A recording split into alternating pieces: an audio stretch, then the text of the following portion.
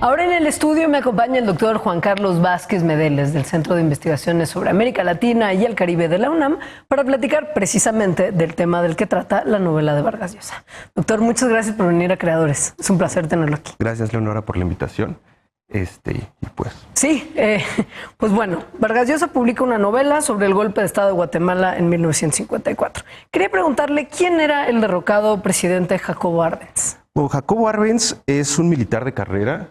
Él es de padre suizo, de madre guatemalteca, y tuvo una labor muy importante en el 44, lo que se conoció como la Revolución de Octubre, donde depusieron al presidente Federico Ponce Vides, y que con eso cerraron el proceso de dictadura de Jorge Ubico, ¿no? Y fue uno de los 3 militares que conformaron la Junta Militar en el 44, junto con Jorge Torielo y Javier Arana, ¿no? Francisco Javier Arana.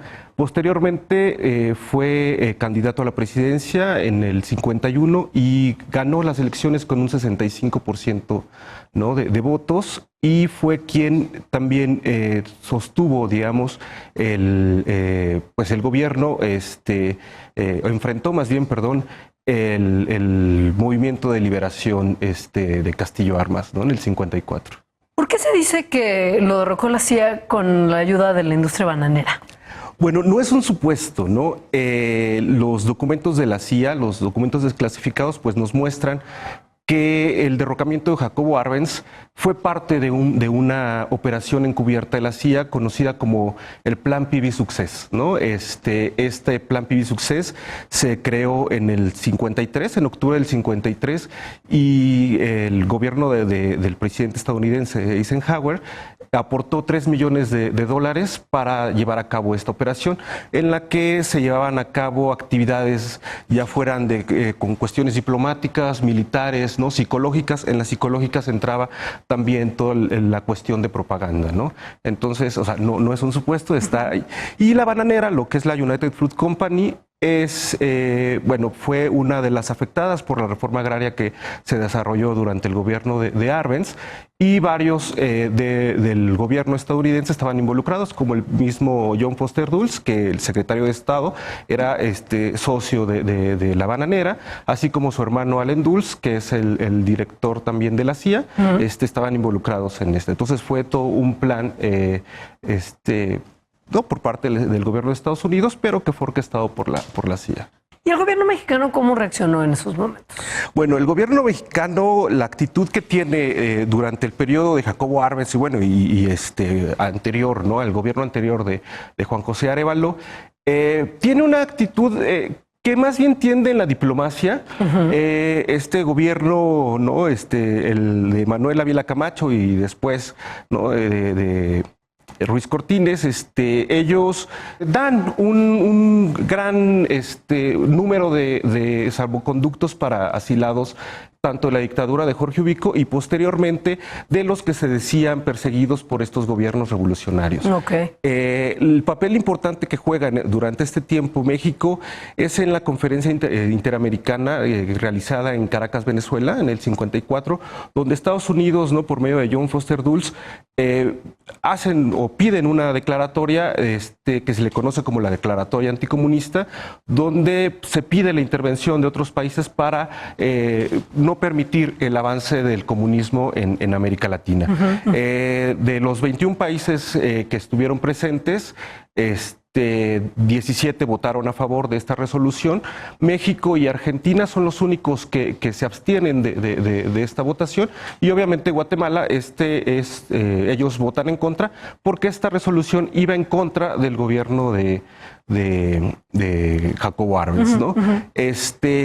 Y bueno, posteriormente, cuando se da el golpe de Estado, la embajada mexicana recibió 318 exiliados, ¿no? en su sede, en la ciudad de Guatemala, y ayudó a estos salvoconductos para que pudieran llegar a México a salvaguardarse un montón de gente, entre ellos el presidente Jacobo Arbenz. Posteriormente él tiene que salir de México. Él, como había dicho, su padre es suizo, entonces él se va a Suiza a buscar la nacionalidad, posteriormente Checoslovaquia, termina en La Habana y sus últimos años de vida o sus meses de vida regresa a México en el año del 71, donde muere, ¿no? Un accidente en la bañera, ¿no? Pero sí fue un problema tanto para Jacobo Arbenz como para el gobierno mexicano. ¿Nos podría platicar, para terminar, cuál fue la relación de México con Guatemala con los gobiernos posteriores? Claro, bueno, en el caso de México, la relación de México-Guatemala siempre ha sido un poco tensa, ¿no? Bueno, recordemos que el primer acercamiento entre presidentes se dio en 1946 con Juan José Arévalo y Ávila Camacho, en la frontera de Tapachula, en Talismán, perdón, en la frontera de Talismán.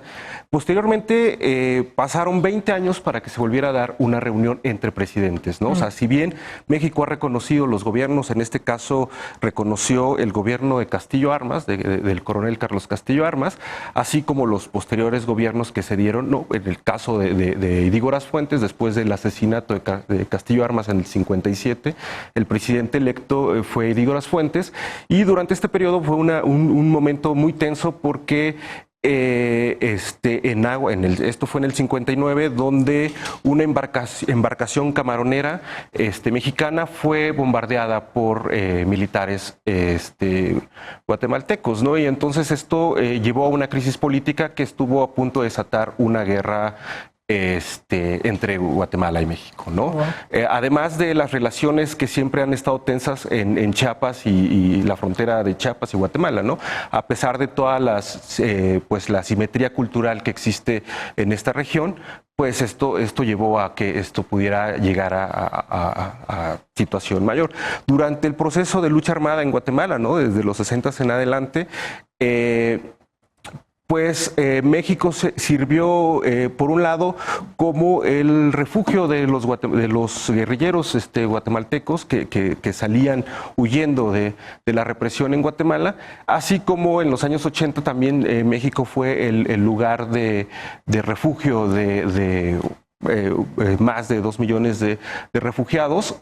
Oficialmente se reconocen 46,000 refugiados en los campamentos en la frontera sur, pero extraoficialmente se habla de aproximadamente 2 millones de desplazados. Y México, bueno, siempre ha tenido un acogimiento, digamos, a todo este tipo de problemática que hemos tenido con nuestro vecino del sur, ¿no? Pues qué interesante resumen de tantos últimos años en Guatemala y su relación con México en términos de gobiernos entrantes y salientes y la participación de nuestro país en todo lo que vivieron nuestros vecinos del sur.